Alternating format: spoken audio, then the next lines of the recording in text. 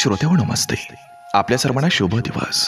श्रोते हो, मृत व्यक्तीला खांदा देण्याचं काम किती पवित्र आणि परोपकारी असलं तरी जो मृत झालाय त्याला त्याचा काहीच उपयोग नसतोय. पण किती मृतांना खांदा दिला यापेक्षा आपण किती जिवंत माणसांना हात दिला यावर आपली माणुसकी ठरत असते.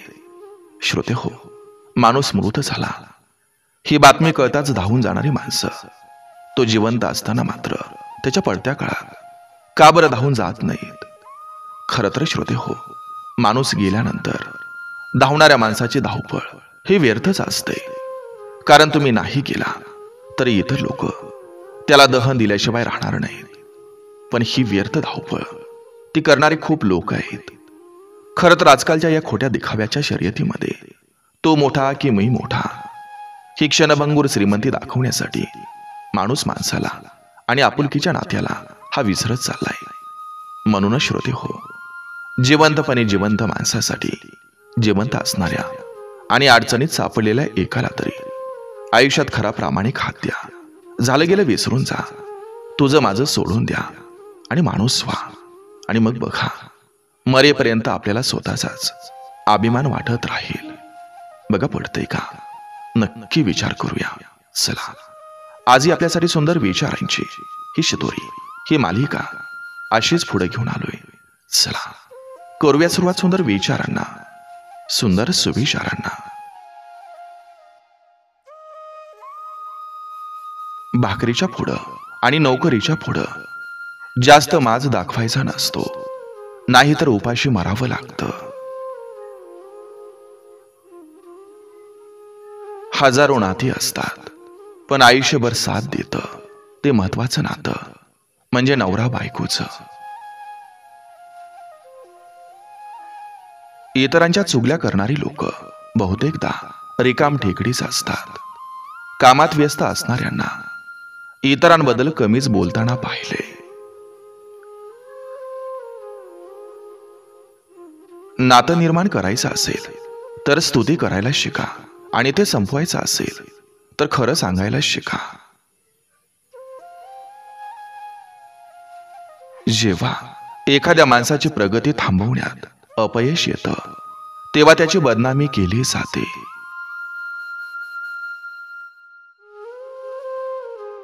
बापाच्या संपत्तीची पोशारकी तेव्हाच येते जेव्हा संपत्ती तुमची आणि बापाला गर्व असतो. कोणाला पाणी आणायला पाठवलं तर तो आधी स्वतः पितो, कारण प्रत्येक जण हे आयुष्य आधी स्वतःसाठी जगतो. आपला तिरस्कार करणाऱ्यांनी सुद्धा डोक्यावर घेऊन मिरवावं एवढं मोठं यश त्यांच्या थोबाडावर मारावं. जीवनात गरजा आणि झोप कधीच पूर्ण होत नाही. माणूस जितका कोंडीत असतो तितकाच आरामात असतो. कोणाच्या दारात किती वेळ थांबायचं हे ज्याचं त्यानं ठरवायचं असतं. काही दरवाजं अगदी अलगदपणे ढकललं तरी उघडतात, आणि काही दारांवर आपण डोकं जरी फोडलं तरी सुद्धा आतून साधी दादही येत नाही. मित्र असणं किंवा मैत्री करणं काही फरक पडत नाही. मैत्रीचा आदर करणं, वेळ देणं, सुखदुःखात एकमेकांची काळजी घेणं आणि प्रत्येक प्रसंगात एकमेकांना साथ देणं सुद्धा खूप महत्वाचं असतं. मैत्री करणं सोपं असतं, पण मैत्री टिकवणं खूप अवघड असतं. जे प्रेमात जगतात ते कधीच फसवणूक समजू शकत नाहीत, आणि फसवणुकीत जगणारे कधीच कोणाचे प्रेम समजू शकत नाहीत. ज्या गर्दीवर तुम्ही विश्वास ठेवता तीच लोक वाईट काळात परके होतात. असा माणूस व्हा की तुमच्या खिशात पैसा, तुमच्या मनात ज्ञान, तुमच्या हृदयात दयाळूपणा, तुमच्या चेहऱ्यावर आत्मविश्वास आणि तुमच्या आत्म्यात जबाबदारी. आयुष्यात जे काही घडतं ते चांगल्यासाठीच घडतं. वाईट काळ येतो, जेणेकरून आपल्याला चांगल्या वेळेची किंमत कळू शकेल. आणि लोक बदलतात, जेणेकरून आपण त्यांचे खरे चेहरे ओळखू शकू. ते काय होते आणि आपण त्यांना काय समजत होतो.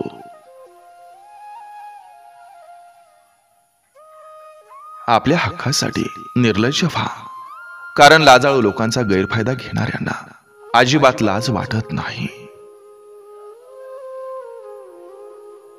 आयुष्यात पुन्हा पुन्हा साथ मिळत नाही. वारंवार प्रेम करून कोणीही प्रेम करत नाही. तुमच्याकडे जे आहे ते सांभाळा. हरवल्यावर परत कधी सापडत नाही. लोकांच्या हृदयात वेगळं असतं, जिभेवर वेगळंच असतं.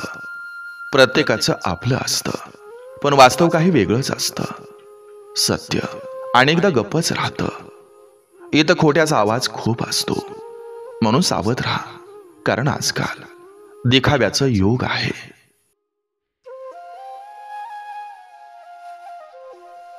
धंद्याची चाकं त्याचीच वेगानं फिरतात, ज्याला कोणत्याही कामाची लाज वाटत नाही.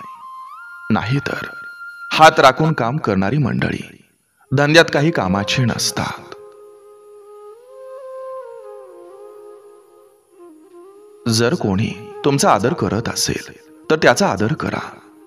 जर कोणी तुम्हाला स्वतःचं समजत असाल तर त्याला फक्त दत्तक घ्या. आणि जर त्यानं चूक केली तर त्याला समजावून सांगा. पण जर कोणाला दूर जायचं असेल तर त्याला अडवू नका. कोणी विसरला असेल तर त्यालाही विसरलं पाहिजे, पण कोणत्याही परिस्थितीमध्ये कोणालाही दुखावू नका. रागात शांत राहायला शिका. उत्साहात कमी बोलायला शिका. संकटात शांत राहायला शिका. आणि तारुण्यात फक्त स्वतःची काळजी घ्या. यामुळे आयुष्य चांगलं होईल. काळ कितीही बदललेला असो, मॉडर्न राहावं, पण स्त्री जातीची मर्यादा आणि संस्कार याचा समतोल राखता आला पाहिजे. कारण प्रत्येक स्त्रीचा खरा दागिना म्हणजे तिची इज्जत असते. प्रत्येक चूक स्वारी बोलून माफ होत नाही. काही चुकांचा परिणाम पण भोगावं लागत असतात.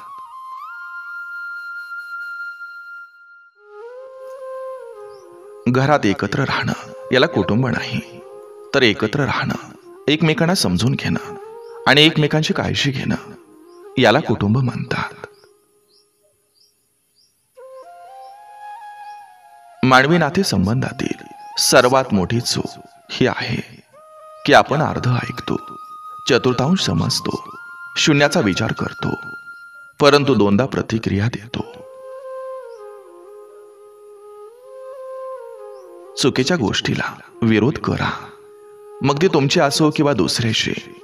त्याला समजेल त्या भाषेत, त्याला त्याच भाषेत समजावून सांगा. या जगात सत्यापेक्षा गोड फळ नाही. किती खोटं बोललो तरी त्याचा उद्या नाही.